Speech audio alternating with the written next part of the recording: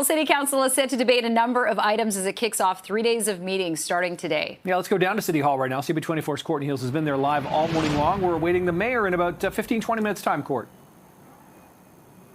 Yeah, that's right. And we will carry that live. Mayor Olivia Chow will speak ahead of the 9:30 City Council meeting. We are looking at a busy couple of days here, guys. There's quite a bit on the agenda. A couple of topics we'll be watching for. An update on a bylaw city staff working on that we could see implemented for bubble zones in the city. Request to take a look at some of the permits when it comes to electronic music festivals and warehouses and parks, and some of the rules surrounding parks. Let's start with that one. So this is a motion coming forward from Councillor Josh Matlow, asking city staff to take a look at some of the rules in the parks across the city. You might be familiar with some of them. The councillor feels they need another look because some of the rules just don't seem like they fit, or it seems what he describes as archaic. For example, in some parks, you'd notice there might be a sign that says no kite flying or no frisbees allowed to be played. So there is going to be this request for staff to take a look at some of those rules. We'll likely get a sense of why they would be implemented in certain areas. He also wants staff to look at different options to see maybe more food and drinks available.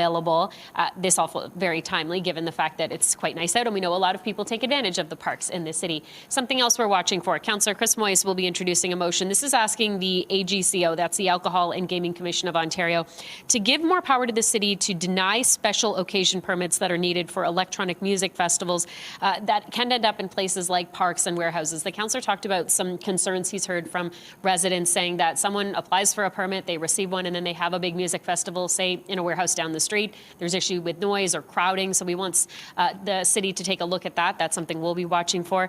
And finally, we mentioned this update. It's from staff on the request to implement bubble zones. This is something that we've been talking about for a while now. Bubble zones would be considered areas, places of worship, faith-based schools, also cultural institutions. The bylaw was actually supposed to be brought forward for council to talk about last month. There will be some questions, though, about an online survey.